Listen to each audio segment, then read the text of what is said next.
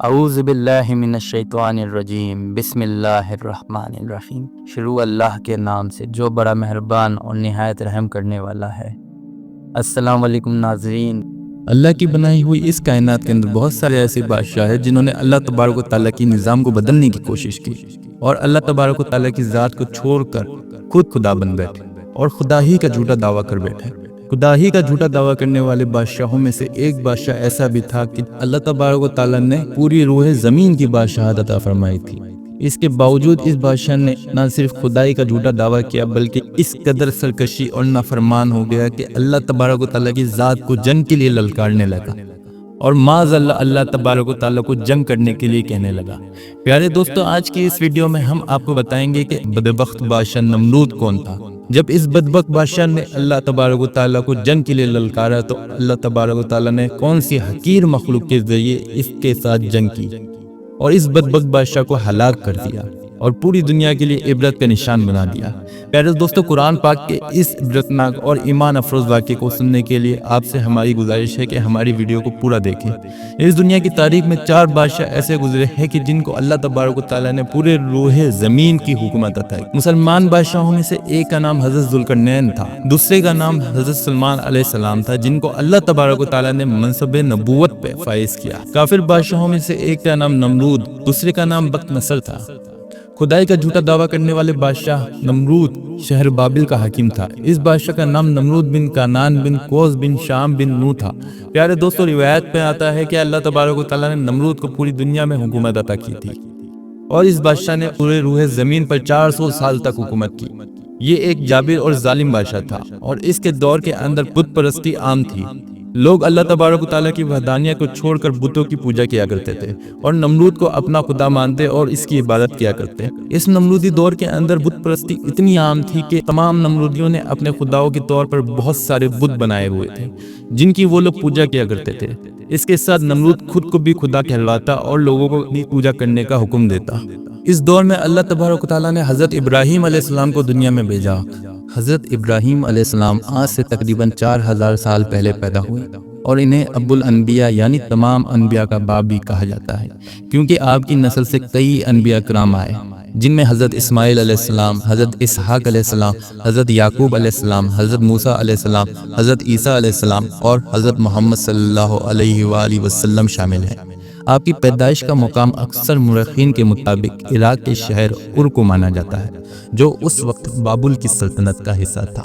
آپ کے والد کا نام طارق تھا۔ آپ سچے اور ایماندار تھے اور آپ اللہ کی وحدانیت پر یقین رکھتے تھے۔ آپ بت پرستش نہیں کرتے تھے۔ آپ کے چاچا کا نام عزر تھا، وہ بت پرستش کرتے تھے اور بت بیچا کرتے تھے۔ حضرت ابراہیم علیہ السلام بچپن سے ہی سچے اور ایماندار تھے۔ حضرت ابراہیم علیہ السلام نے جب دیکھا کہ لوگ ایسے بتوں کو سجدہ کرتے ہیں جو نہ سنتے ہیں نہ دیکھتے ہیں اور نہ ہی کسی کا کچھ بگاڑ سکتے ہیں تو ان کو بہت دکھ ہوا۔ آپ نے اپنے چاچا سے کہا کہ آپ ایسے چیزوں کو کیوں پوچھتے ہیں جو نہ سنتی ہے نہ دیکھتی ہے اور نہ ہی کوئی فائدہ پہنچا سکتی ہے۔ آپ علیہ السلام کے چاچا ناراض ہو گئے اور بات کو ٹال دیا۔ ایک دن جب شہر کے سب لوگ تہوار کے لیے باہر گئے تھے، حضرت ابراہیم علیہ السلام بت خانے میں داخل ہوئے اور سب بت توڑ دیے، صرف ایک بڑا بت چھوڑ دیا اور اس کے ہاتھ میں کلہاڑی رکھ دی۔ جب لوگ واپس آئے اور دیکھا کہ سارے بت ٹوٹ چکے ہیں تو وہ بہت ناراض ہوئے۔ انہوں نے حضرت ابراہیم علیہ السلام کو بلایا اور آپ نے فرمایا کہ یہ کام تو اس بڑے بت نے کیا ہوگا، اسی سے پوچھ لو۔ لوگ شرمندہ تو ہوئے لیکن سچ کو ماننے کے لیے تیار نہ تھے۔ نمرود نے حضرت ابراہیم علیہ السلام کو اپنے دربار میں بلایا اور کہا، ابراہیم تمہارا رب کون ہے؟ حضرت ابراہیم علیہ السلام نے فرمایا، میرا رب وہ ہے جو زندہ کرتا ہے اور موت دیتا ہے۔ نمرود نے 2 قیدیوں کو بلایا اور ایک کو قتل کر دیا اور ایک کو چھوڑ دیا اور کہا، دیکھو میں بھی زندگی اور موت دیتا ہوں۔ حضرت ابراہیم علیہ السلام نے جواب میں فرمایا، اگر تو واقعی خدا ہے تو سورج کو مغرب سے نکال دے۔ جب نمرود نے یہ بات سنی تو وہ آگ بگولا ہو گیا اور اس نے ایک مقام پر آگ جلانے کا حکم دیا۔ نمرود نے یہ حکم جاری کیا کہ ایک وسیع میدان کے اندر آگ جلائی جائے اور اس کے اندر حضرت ابراہیم علیہ السلام کو ڈال دیا جائے۔ چنانچہ نمرود کے حکم کے مطابق ایسا ہی کیا گیا۔ دور دراز سے بہت ساری لکڑیوں کو اکٹھا کیا گیا اور ایک وسیع میدان کے اندر جمع کیا گیا اور ان کے اندر آگ جلا دی گئی۔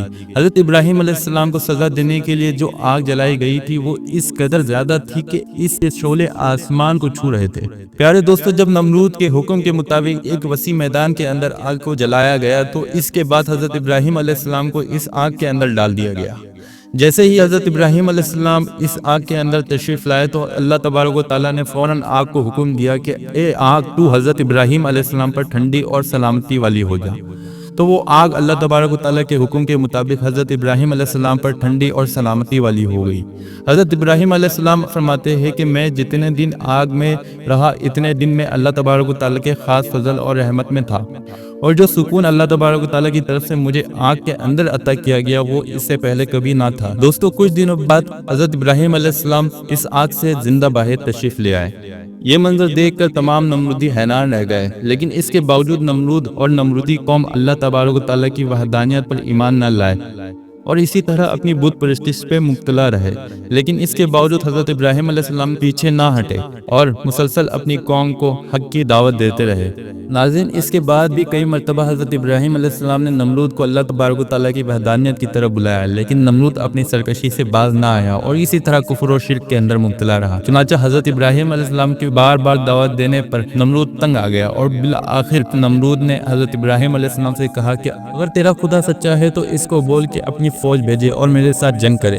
چنانچہ جیسے ہی نمرود نے حضرت ابراہیم علیہ السلام کے سامنے یہ بکواس کی تو فوراً حضرت جبرائیل علیہ السلام حضرت ابراہیم علیہ السلام کی بارگاہ میں حاضر ہوئے اور حضرت ابراہیم علیہ السلام سے کہنے لگے کہ اللہ تبارک و تعالیٰ کا لشکر جنگ کے لیے تیار ہے۔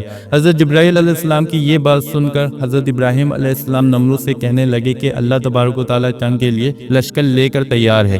چنانچہ حضرت ابراہیم علیہ السلام کی یہ بات سن کر نمرود حضرت ابراہیم علیہ السلام سے کہنے لگا کہ مجھے 3 دن کی مہلت دی جائے تاکہ میں اپنی جنگ کی تیاری کر سکوں۔ چنانچہ نمرود کو 3 دن کی مہلت دے دی گئی۔ ناظرین، کیونکہ نمرود کی حکومت پوری دنیا پر تھی، ان 3 دنوں کے دوران نمرود نے پوری دنیا کے بڑے بڑے جنگجو کو اکٹھا کیا اور بہت سارے ہتھیاروں کو جنگ کے لیے تیار کیا۔